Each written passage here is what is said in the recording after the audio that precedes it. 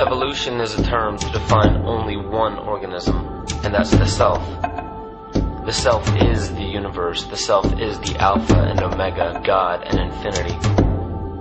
And that's the only thing that evolves, because we are all part of the self. Nothing goes through an evolutionary process alone, or without direct benefit to the whole.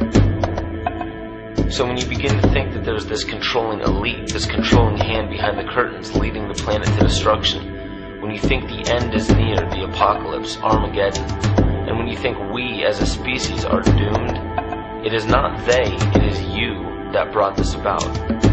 And for a very good reason. You are evolving. Stop blaming everybody and everything else. Quit panicking about global tyranny and natural disaster and pay attention. Because the world is telling you something, is telling you exactly what is wrong with you and how to fix it.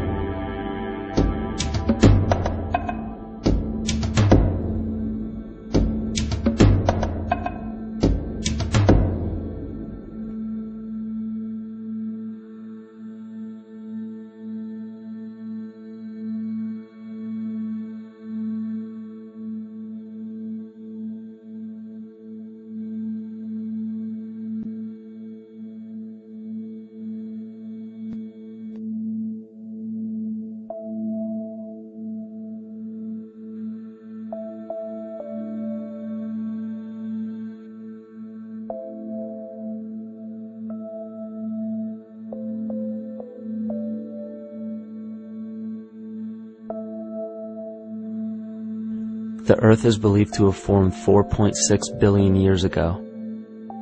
Within the first 150 million years, it began cooling and releasing gases from the lithosphere, which created the earliest forms of the Earth's atmosphere. Prior to the creation of this atmosphere, the sun's ultraviolet radiation made for uninhabitable conditions. But as the Earth cooled further, water condensed in the atmosphere, and oxygen accumulated, making way for organic compounds. This spawned single-celled organisms, and then plant life. And down through time, the evolutionary chain continued. And then we arrive at a species that does not seem to fit as well as the rest. Homo sapiens' gestation period of 9 months mimics the 3.8 billion year evolution of all life on Earth. The human embryo repeats the evolution of all species. When the sperm and egg unite, this new creation is a single-celled organism. Within hours, this single cell divides and multiplies more rapidly than any other species. 4 weeks later, the embryo begins to develop gills mimicking aquatic life. A few weeks later, it develops lungs and a tail with reptilian appearance. From there, a mammal is recognizable, and then onto a primate form. It then sheds its laguna, which is the embryonic fur, and at last shows the characteristics of a human child. The human body is a community of approximately 50 trillion cells. Everything the body does, the cell does as well. Cells have respiratory and excretory systems. They feed, feel, think, and communicate with other cells. Trillions of cells make up a single organism called the human body, and billions of human bodies help make up the organism we call Earth. The Earth has more similarities with the human anatomy than you may think. Earth has its own electromagnetic generation, just like the human body. Research has found that a direct current of electricity flows through perineural cells found around every nerve in the body. These pathways are called energy meridians and have been used in the practice of acupuncture for at least 2,000 years. Dating even farther back is the notion of dragon paths or ley lines in which many megalithic structures and stone monuments were erected, marking the energy meridians of the Earth. These energy meridians are generated by the resonant frequencies of the Earth, called the Schumann waves. Each planetary body has its own resonant frequencies, and is determined by the circumference and diameter, as well as the speed of orbit and rotation. The Earth's resonant frequency starts at 7.83 Hz and ends with the 7th harmonic at 43.2 Hz, correlating with the 7 chakras. Ultimately, the greatest discovery of our Earth is its consciousness. A visible attribute of consciousness is an energetic field that governs the shaping of organisms. Morphogenesis is a scientific term to explain this very shaping of tissues, organs, and entire organisms. Consciousness is the creative force of the entire universe. It has been given many names such as God, Yahweh, Krishna, nature, the field, and divinity. The entire universe is in fact a single living, conscious organism with complete awareness of itself. The reason why it may seem difficult to comprehend this is because our understanding is typically limited by our language. When we hear the term conscious organism, we tend to anthropomorphize its definition. By giving it human qualities, we mistakenly look past what an organism truly is in the first place. The definition of an organism is any living thing capable of response to stimuli, reproduction, growth and development, and maintenance of homeostasis as a stable whole.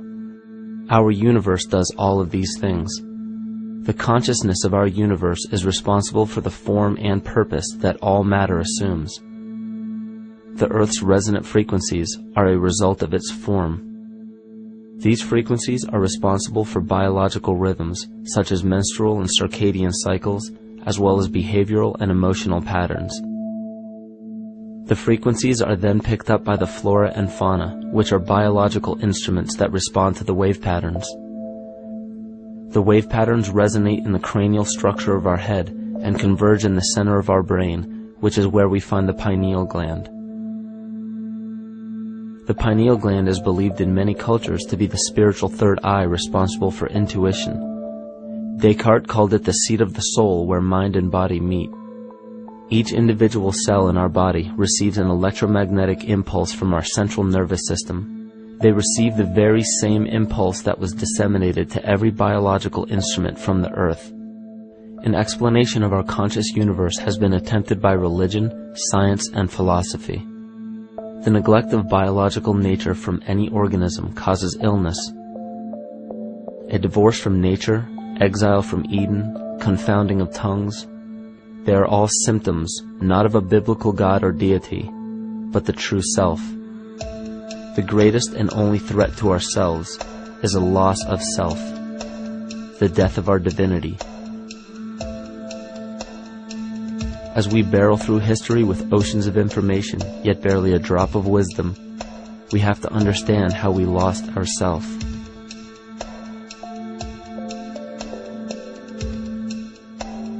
In sacred texts and ancient scriptures left by our ancestors, we find an incredible link between stories of creation, a great flood, the war of the gods, the Messiah dying for the sins of man, end-time prophecies, and similar characters. These correlations show up in myths from cultures that supposedly had no contact with one another due to distance in geography and time. The common thread we find that connects all of mythology has its roots in the stars. One of the most revealing accounts is the battle of the gods in heaven and the ensuing flood. In the Bible, Lucifer rivaled the Lord and was defeated and cast down to earth.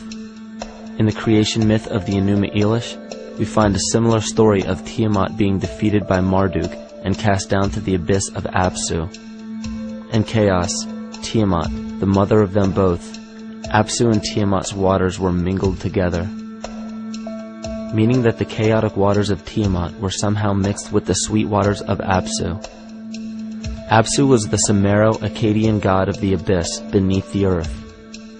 Tiamat, also known as Lucifer, was known as a serpent or dragon and was defeated by Marduk.